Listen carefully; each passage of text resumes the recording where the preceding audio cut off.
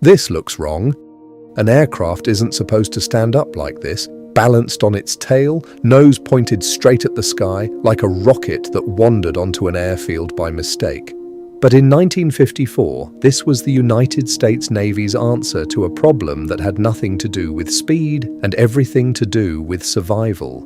Nearly 6,000 horsepower crammed into a nose smaller than a family car, a pilot lying on his back at launch, and a landing procedure so difficult it required looking over your own shoulder to see a runway that wasn't even there. This is the Convair XFY-1. Pilots called it the Pogo, and it may be the strangest fighter the US Navy ever seriously considered putting into service. The trauma that started it all. To understand why the Navy would ever ask for something as strange as the Pogo, you have to go back to the morning that reshaped naval strategy for the next 2 decades. Pearl Harbor exposed something the Navy could never unsee. Concentrating air power on a small number of massive, vulnerable aircraft carriers meant that a single, well-coordinated strike could cripple an entire fleet's ability to defend itself. Years later, the kamikaze campaigns across the Pacific drove that same lesson home again, in an even more brutal way. The Navy became obsessed with a single question. What if air power didn't need to be concentrated at all? What if every ship in a convoy, destroyers, oilers, transports, vessels with no flight deck whatsoever, could launch its own fighter the moment radar picked up an incoming threat? That obsession had a name: Project Hummingbird, and it demanded something no conventional aircraft could offer: a fighter that needed no runway at all. A fighter that stands up like a rocket. The engineering answer to that demand was almost aggressively literal. If the aircraft couldn't take off horizontally down a runway, then it wouldn't take off horizontally at all. It would simply stand up like a rocket and launch straight into the sky. Convair called their version the XFY-1. Everyone else called it the Pogo, after the way its landing gear compressed on touchdown, absorbing impact the way a pogo stick absorbs a jump. Resting on the ground, the Pogo balanced on 4 small wheels, positioned at the tips of 2 delta wings and 2 towering fins, a cross-shaped footprint stable enough to stand upright on a rolling ship's deck. It stood 22 feet tall, on a fuselage barely 34 feet long.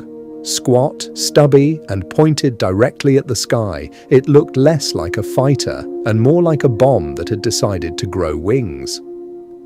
2 engines sharing 1 heart lifting.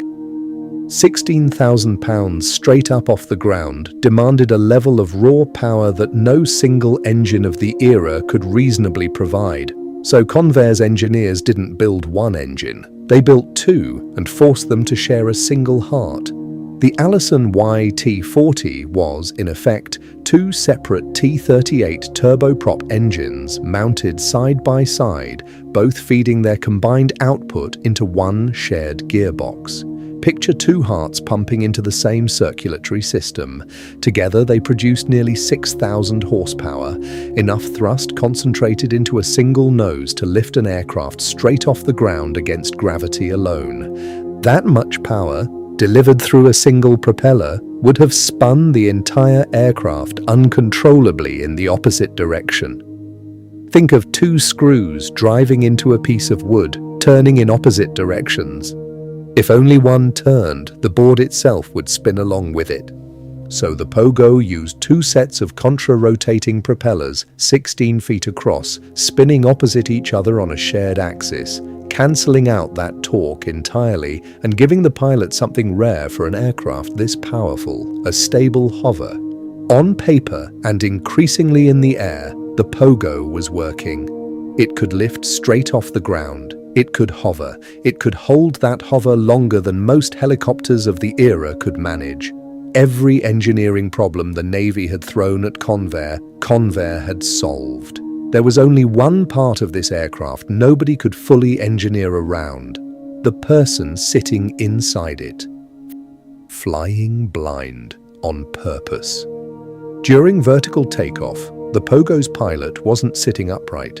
He was lying almost flat on his back, staring straight up at the sky, in an aircraft accelerating vertically beneath him. Convair's engineers built the seat to pivot forward by roughly 45 degrees in flight, letting the pilot twist and look back over his own shoulder, a deliberate, if desperate, attempt to give him some way of judging his altitude and position during the single hardest part of any flight: landing. Before test pilot James "Skeets" Coleman ever attempted a free flight, Convair had him fly the aircraft indoors, inside an enormous blimp hangar tethered to the ceiling and walls by safety cables attached to the propeller hub and wingtips. Over roughly 60 hours of tethered flight in a confined metal space with a nearly 6,000 horsepower engine vibrating through the entire airframe, Coleman built the exact muscle memory needed to land a machine he could barely see behind him. It was, by any description, a harrowing way to learn to fly. On August 1st, 1954, Coleman took the Pogo outdoors for its first untethered vertical flight. 3 months later, on November 2nd, he did something no aircraft in history had ever accomplished. He pitched the nose over, transitioned from a vertical hover into full horizontal flight, cruised, and then pitched back up into a vertical hover to land, the first successful vertical to vertical flight cycle ever completed by a non-helicopter aircraft. It shouldn't be understated how strange that maneuver felt from inside the cockpit. To the pilot, the aircraft feels like it's simply falling out of the sky, nose first, until the delta wings finally catch enough airflow to hold it level. 610 miles per hour on propellers. Once it transitioned into level flight, the Pogo wasn't just stable, it was fast, remarkably fast, for an aircraft still relying on propellers rather than pure jet thrust. It was so aerodynamically clean that, at idle power, it could reportedly outpace the chase planes assigned to follow it during testing, a delta-winged aircraft essentially gliding at the speed of a wartime fighter without asking much of its engine at all. By every technical measure the Navy could put in front of it, the Pogo wasn't just viable. Against its rival, the Lockheed XFY-1, it was the clear winner. The Pogo achieved full vertical to horizontal transition. The Lockheed design never did. If a story this strange is worth your time, it's probably worth a like, and subscribing means you'll catch the next one too. The ladder scene. For all its engineering triumphs, the Pogo carried an almost comic contradiction at its core. This was meant to be a rapid response interceptor, an aircraft that could launch within moments of a radar warning from the deck of practically any ship in the fleet. And yet, simply getting the pilot into the cockpit required a specialized towering ladder climbed one careful rung at a time. It's a small detail, but it says everything about the gap between the Pogo's theoretical mission and its practical reality. A machine designed for instant readiness that couldn't even get its own pilot aboard quickly. The contradictions didn't stop there. Testing revealed that a pilot ejecting below roughly 200 feet stood little real chance of survival. That happened to be almost exactly the altitude range where the Pogo's landing, by far the most dangerous phase of every flight, actually took place. The one safety system meant to save a pilot's life was in practice least useful at the exact moment it was most likely to be needed. Right machine, wrong decade. By every metric the Navy had originally asked for, the Pogo had succeeded. It didn't need a runway. It could launch from almost any ship. It could hover, transition, and fly faster than most aircraft the Navy had fielded only a decade earlier. But the world the Pogo was built to fight in had already started disappearing while it was still being tested. The mid-1950s brought the first true Mach 2 interceptors, aircraft that made the Pogo's 600 mph top speed look almost quaint by comparison. A propeller, no matter how cleverly engineered, runs into a hard physical limit as its blade tips approach the speed of sound. The Pogo had been built to counter kamikaze aircraft and slow bombers. It arrived just as the actual threat had shifted to supersonic jets and guided missiles. At almost exactly the same moment, carrier technology itself solved the original problem in a completely different way. The angled flight deck and steam catapult made it possible to safely launch and recover conventional jets from carriers that had once been considered too small or too dangerous for the job. The Navy no longer needed to turn every destroyer into a launch pad, it just needed better carriers. Cancelled 6 weeks later.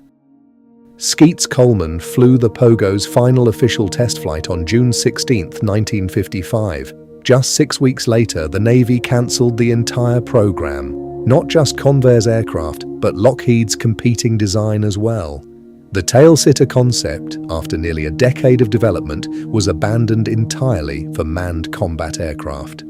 It's worth pausing on how unusual that timing really is. This wasn't a program cancelled because it had failed. It was cancelled 6 weeks after achieving exactly what it had been asked to prove, because by then the Navy had quietly decided it no longer needed the answer to a question the rest of aviation had already moved past.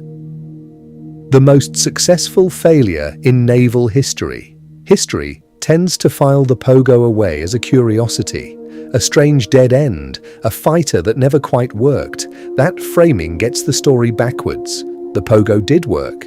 It remains to this day the only fixed-wing tailsitter aircraft to ever complete a full vertical takeoff, horizontal transition, and vertical landing under its own power. What it proved in the end wasn't that vertical flight was impossible. It proved that a pilot balancing an aircraft on pure feel, looking backward over his own shoulder, was never going to be a workable long-term solution. That lesson pushed naval aviation toward a different kind of vertical flight entirely. Level-body aircraft like the Harrier and eventually the F-35B, where computers, not human muscle memory, handle the impossible math of a hover. The Pogo proved the Navy could go straight up. It just never quite proved a human being could bring it back down easily. And somewhere between those two truths sits one of the strangest, most genuinely successful failures in the entire history of naval aviation. If you enjoyed this one, there's more where it came from. Subscribing means you won't miss the next. See you in the next video.